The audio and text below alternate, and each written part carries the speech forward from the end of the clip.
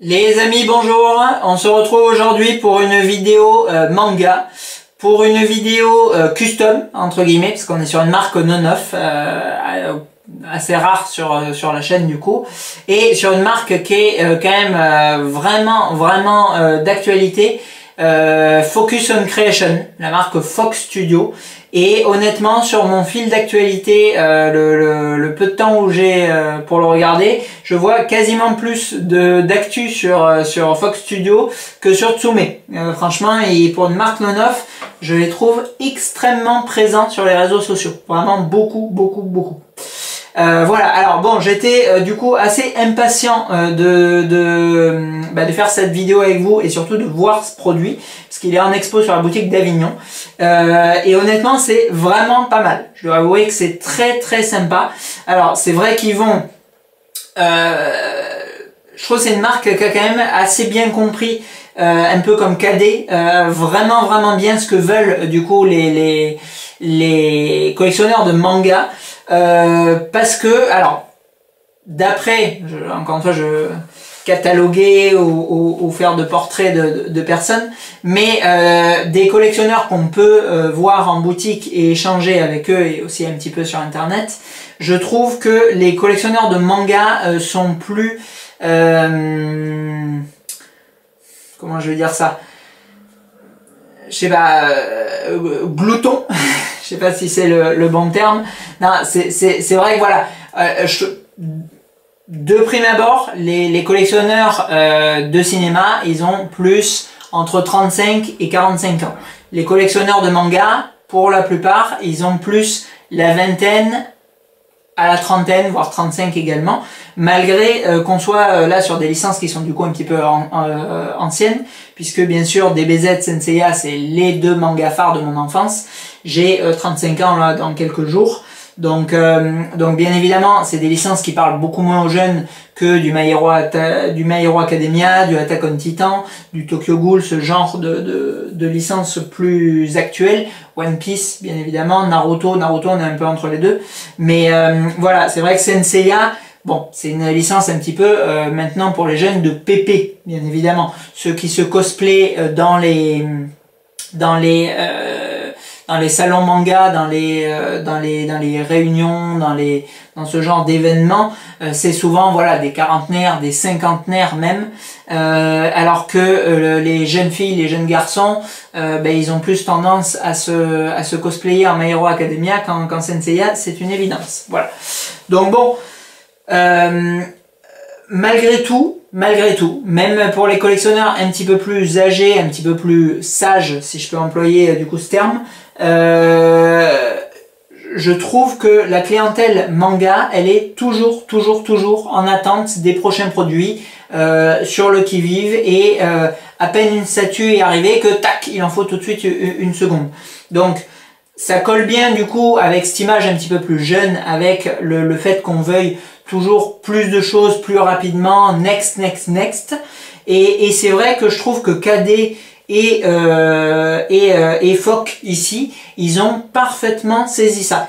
C'est-à-dire qu'ils vont nous fournir des produits qui sont quand même extrêmement qualitatifs, parce que là on va y revenir juste après quand on fera le focus du coup sur le produit, mais franchement ça reste extrêmement propre visuellement. Je trouve que honnêtement notre marque luxembourgeoise, elle a pas spécialement elle prend pas spécialement le pas sur ces produits non-neufs. Maintenant, par contre, ils ont une cadence de production qui est juste délirante. C'est-à-dire que j'ai discuté avec Christophe, c'était au mois de juillet, je crois, juste avant qu'il soit en vacances. Voilà, il me disait que grosso modo, tous les 2 mois, il y avait une précommande chez Focus on Creation. Et bien évidemment, alors bon, il faut suivre financièrement, mais on est sur des produits qui sont quand même pas très coûteux. Donc bon, dans l'ensemble, c'est relativement faisable si vous vous focussez du coup sur cette gamme. Mais par contre, vous êtes tout le temps dans la hype en fait. Parce que c'est vrai qu'à côté d'Entsume qui va nous sortir un Pégase, le HQS+, je crois qu'il a 2 ans maintenant, il est en préco depuis 2 ans, un truc du style si je me souviens bien. Et voilà, la Athéna, elle doit avoir la Athéna, Je crois qu'elle était en précommande sur la franchise qu'on avait à Colmar. Je crois que c'était en 2015 pour les pros, de 2016 peut-être, un truc comme ça, 2016 peut-être. Donc il y a 5 ans, et elle arrive là plus ou moins chez les collectionneurs. Donc, et ils nous ont présenté le Andromède hier. Voilà, donc on a une statue qui est pondue tous les 2-3 ans chez Tsume.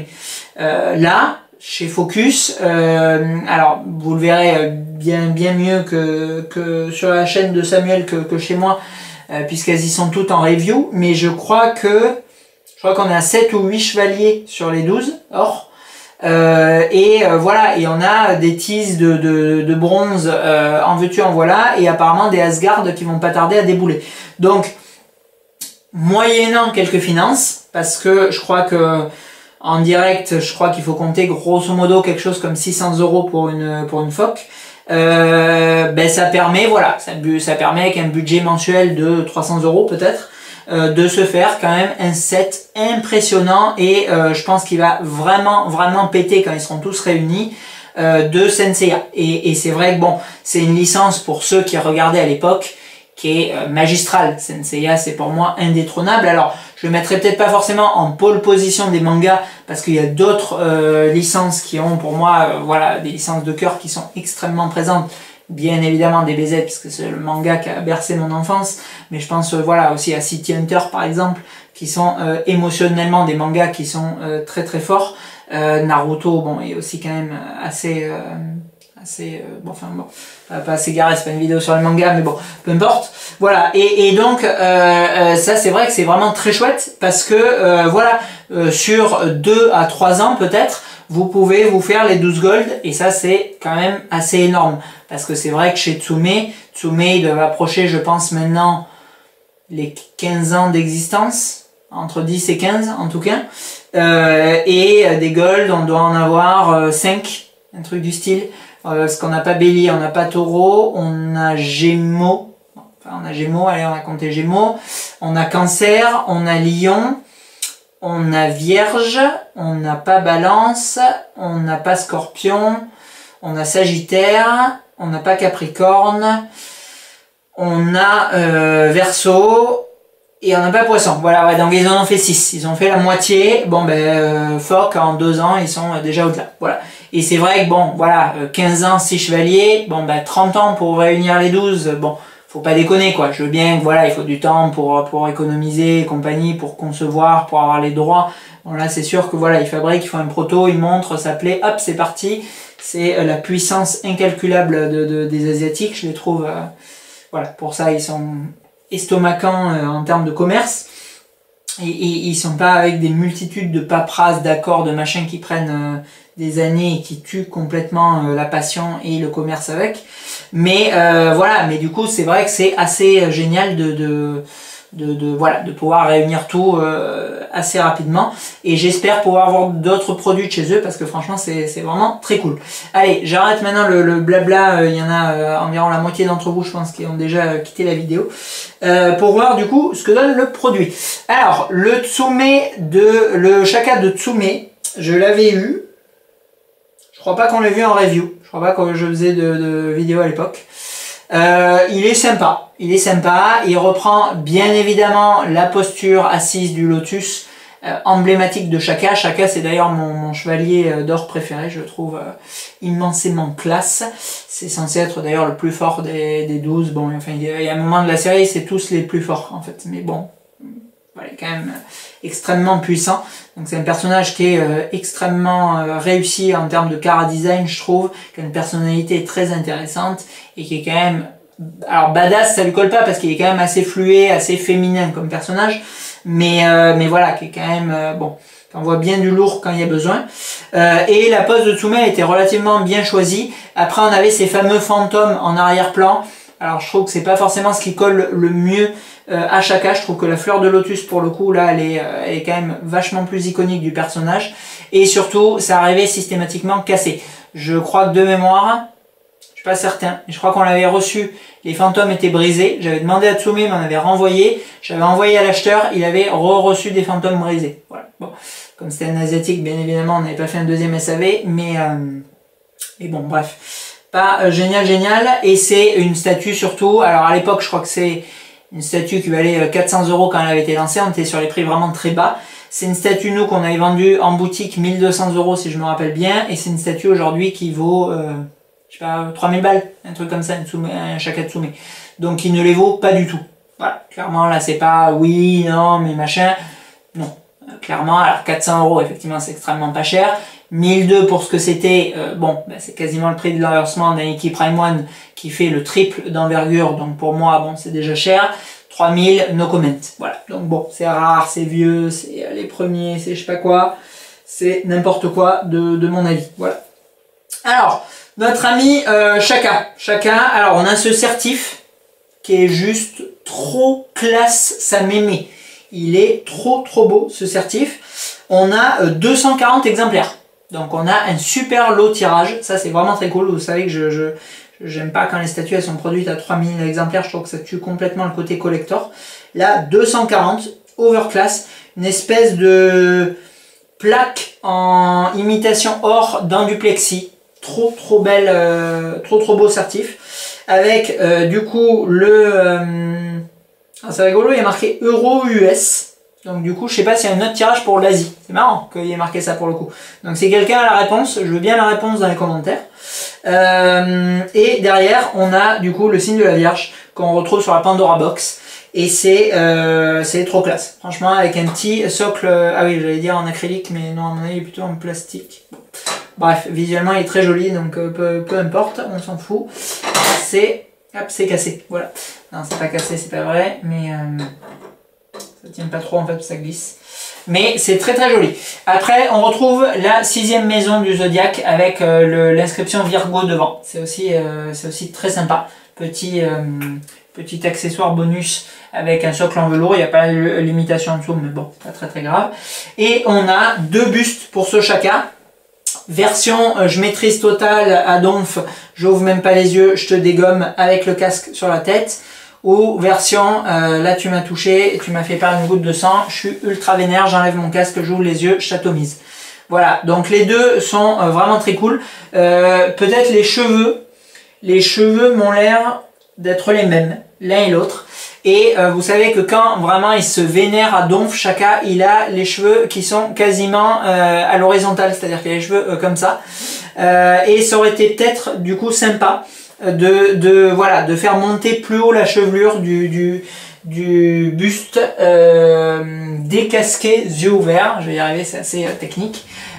Comparativement à l'autre où ils auraient pu les faire plus plongeants. Si j'avais eu une seule critique franchement pour le coup à émettre sur l'aspect visuel, c'est celle-ci, c'est que j'aurais fait vraiment des cheveux plus tombants, plus droits sur la tête tranquillou, et la tête énervée, j'aurais vraiment plus monté la chevelure. Voilà. Après, sinon, c'est extrêmement propre. Ce socle en lotus, il est magnifique. Résine translucide pour imiter du coup l'eau sous les nénuphars, c'est très joli. C'est vraiment, voilà, ces couleurs assez pastel mixées à la résine translu, c'est très beau. La cape, franchement, elle est plus belle effet. Elle est en PVC, je pense. De toute façon, on a énormément de parties en PVC sur cette statue. Maintenant, bon, on est sur des budgets qui sont quand même pas déconnants. Donc bon, moi, ça me choque pas spécialement. Franchement, qu'il y ait du PVC là-dessus, c'est très réussi visuellement. On n'est pas dans des prix de dingo. Maintenant, il faut savoir que j'ai regardé, petite anecdote, une statue, c'était quoi? C'était Geeko Corps, je crois, ou c'était un fabricant comme ça, un fabricant un peu haut de gamme, entre guillemets, de PVC. C'était, alors bon, elle envoyait bien du bois, c'était une Demon Slayer, la statue, enfin la figurine, parce que c'était du plastique. C'était un truc genre 350 € hors taxe à l'achat. Pour une statue en PVC. Donc bon, donc déjà Tsume, ils avaient fait un moment les extras, je crois que c'était là, les grosses figurines en PVC. C'était 200 balles, un truc du style, c'est quand même pas donné pour du plastoc. Bon, là, 350 hors taxe, 400 et quelques à l'achat, faut la vendre, je sais pas, même avec des marges microscopiques comme il y a dans le monde des produits dérivés, je sais pas, 550-600 € quoi, pour du plastique. Bon, j'ai pas trop capté. Bon bref, voilà. Et du coup, bon, là on a quand même bien sûr des parties en résine. On a un fabricant qui se veut un fabricant de statues en résine. Donc il y a des parties en PVC, ça ne me choque personnellement pas. En termes de paint, d'armure, c'est magnifique. Franchement, alors là, rien à envier à Tsume. Rien du tout, du tout, du tout. C'est très, très, très beau. Il y a des dégradés sur les jambes, je vois là. Voilà, que ça soit les ombres ou les lumières, les différents traitements d'or, les teintes, elles collent à mort avec celles de l'animé. Franchement, l'armure, elle est magnifique, c'est extrêmement, extrêmement beau. Idem pour les parties de peau, que ça soit le paint du visage, les cils, la chevelure, les dégradés sur les bras, sur les mains, le chapelet. Enfin, franchement, c'est le paint, il est bluffant et il est sans aucun problème au niveau de celle d'Etsume. Il y a vraiment pas photo. Voilà. Donc bon, donc premier chevalier, peut-être pas le moins réussi, mais franchement, ça claque. Ça claque, ça claque. J'aime vraiment beaucoup. J'espère vraiment. Alors, sur la boutique, on fait extrêmement peu. Enfin, je coupe, parce que là, c'est long. Je coupe, je reprends mon blabla interminable en seconde partie après le zoom. À tout de suite. On est parti du coup sur le zoom de ce Shaka. Alors on voit le temple de la Vierge avec les icônes Bouddha devant, qui est franchement très sympa et qui est fourni avec dans la statue, donc c'est quand même un gros plus non négligeable. Après on va retrouver le certif que je vous ai montré tout à l'heure sur le socle, méga classe, et le petit buste que nous offre aussi Fock avec, pour présenter du coup le deuxième buste que vous ne présentez pas sur la statue, et ça c'est quand même très sympa. Ça fait quand même franchement un paquet de cadeaux entre guillemets pour le prix. Après, socle incontournable dans les statues manga, rond avec l'écriture du coup Shaka devant. On retrouve pas la licence Senseiya, tout le monde reconnaît. Ce décor de fleurs de lotus qui est juste trop classe et qui reprend la plus grosse attaque de Shaka à merveille. Le personnage qui on dirait flotte du coup sur l'eau, c'est très bien rendu également. Et du coup cette armure, ce traitement de peinture, franchement qui est magnifique, très réussi. On retrouve le chapelet, la pose aussi emblématique de Shaka, et un visage, que ça soit casqué ou décasqué, qui est franchement extrêmement réussi, quoi. Donc voilà, c'est une pièce dans son ensemble, une très belle représentation de Shaka, bien supérieure à mes yeux que celle que nous a offert Tsume, quoi. Voilà, donc on l'a vu, franchement, ce Shaka, il arrache. Il arrache grave, j'aime beaucoup. Je vous disais, oui, alors des marques non-off, on en fait quasiment pas quand même, parce qu'on est en boutique, donc bon, vendre du non-off sur le net, bon, pas de souci. Vendre du non-off en boutique, c'est quand même un peu plus hard. Donc là, c'est un client qui nous l'a ramené, on l'a du coup bien sûr pas commandé chez Fock. Bon.